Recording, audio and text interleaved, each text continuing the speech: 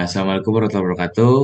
Kita dari kelompok 9 akan menjelaskan tentang batas komputasi algoritma. Ada Sedatul Halidah, Aditya Fajar Mulyana, dan saya Rosal Hakim. Teori komputasi. Teori komputasi adalah cabang yang berhubungan dengan masalah apa yang dapat diselesaikan pada model komputasi menggunakan algoritma, seberapa efisien mereka dapat dipecahkan, atau sampai tingkat apa. Misalnya perkiraan solusi versus yang tepat.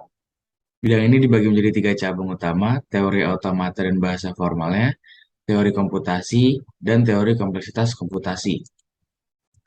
Teori komputasi terdapat tiga cabang utama.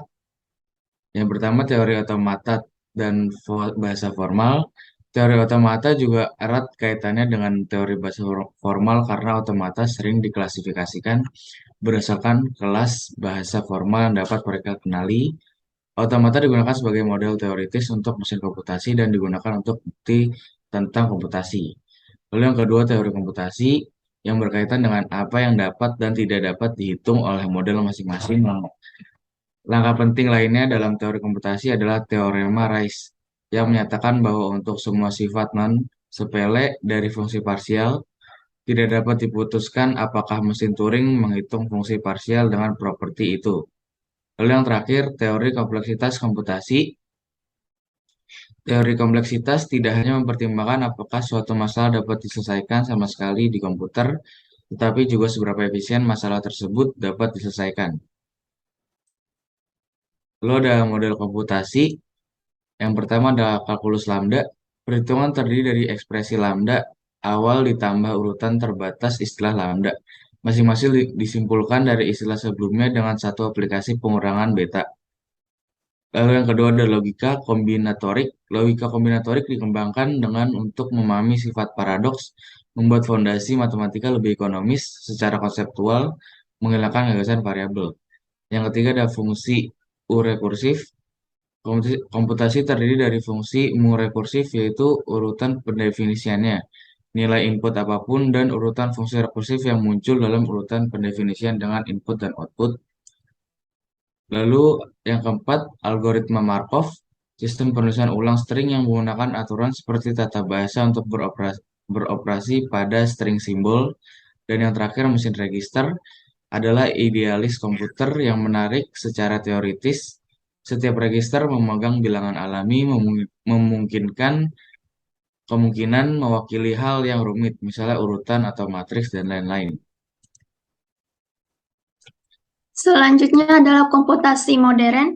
Jadi, komputasi modern adalah sebuah konsep untuk menyelesaikan masalah matematis dengan menggunakan media komputer dengan cara menyusun sebuah algoritma pemrograman yang dapat dimengerti oleh komputer. Dalam sudut pandang komputasi modern sendiri, mengharuskan sebuah perangkat dapat menerima instruksi dan menyimpan hasil perhitungan dalam sebuah memori. Komputasi modern pertama kali digagas oleh John von Neumann, seorang ilmuwan matematika, fisika, dan ahli komputer dari Hongaria. Dalam kerjanya, komputasi modern menghitung dan mencari solusi dari masalah yang ada, dan perhitungan yang dilakukan itu meliputi yang pertama, akurasi, yaitu terdiri dari big floating point, yang kedua, kecepatan dalam suatu satuan hash, yang ketiga problem volume besar atau downsizing atau paralel, yang keempat modeling, yang kelima itu kompleksitas atau menggunakan teori Big O.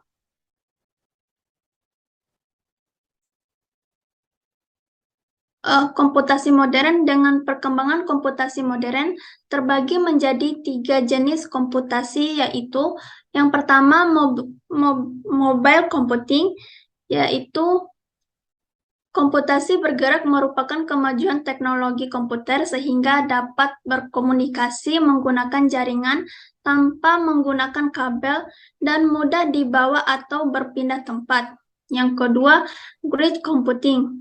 Komputasi grid menggunakan komputer yang terpisah oleh geografis, didistribusikan dan terhubung oleh jaringan untuk menyelesaikan masalah komputasi skala besar. Yang ketiga, cloud computing. Komputasi cloud merupakan gaya komputasi yang terukur dinamis dan sumber daya virtual yang sering menyediakan layanan melalui internet.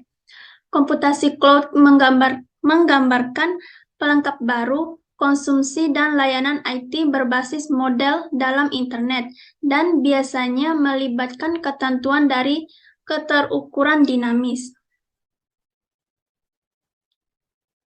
Untuk algoritma komputasi diwujudkan dalam bentuk proses komputasi, yaitu sebagai urutan terbatas keadaan komputer nyata, didistribusikan secara diskrit dalam waktu, dan memiliki tingkat kinerja operasi yang terbatas. Yang kedua, algoritma komputasi berisi sejumlah parameter kontrol yang tetap tidak terbatas pada bagian pertama, membentuk bagian tetap dari program, sepenuhnya menentukan proses komputasi, dan memastikan adaptasi bagian pertamanya ke komputer tertentu.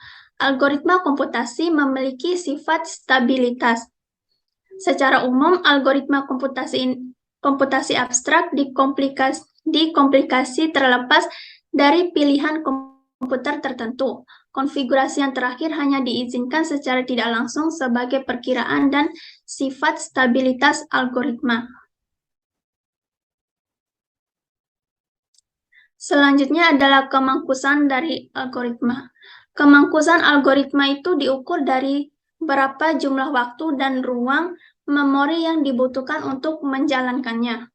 Algoritma yang mangkus ialah algoritma yang meminimumkan kebutuhan waktu dan ruang. Kebutuhan waktu dan ruang suatu algoritma bergantung pada ukuran masukan yang secara khas adalah jumlah data yang diproses. Waktu ruang yang dibutuhkan oleh algoritma dinyatakan sebagai fungsi dari N.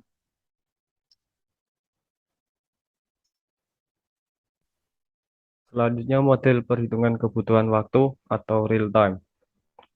Menghitung efisien algoritma jika dihitung dari kebutuhan waktu sesungguhnya atau real time ketika algoritma dieksekusi oleh komputer, maka bukan cara yang tepat. Alasannya karena satu, setiap komputer dengan arsitektur berbeda mempunyai bahasa mesin yang berbeda, maka waktu setiap operasi antara satu komputer dengan komputer lain tidak sama.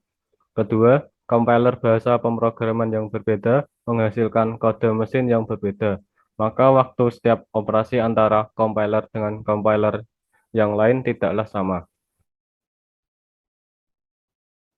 Selanjutnya, model abstrak. Menghitung efisien algoritma menggunakan model abstrak atau non-real time. Pengukuran waktu atau ruang disebut kompleksitas algoritma. Jenis kompleksitas algoritma yang pertama ada kompleksitas waktu atau Tn, diukur dari jumlah proses komputasi yang dibutuhkan untuk menjalankan algoritma. Lalu ada kompleksitas ruang atau Sn, diukur dari jumlah memori yang digunakan oleh struktur data yang terdapat di dalam algoritma. Lalu dengan menggunakan besaran kompleksitas waktu atau ruang algoritma, kita dapat menentukan laju peningkatan waktu ruang yang diperlukan algoritma dengan meningkatkannya ukuran masukan N.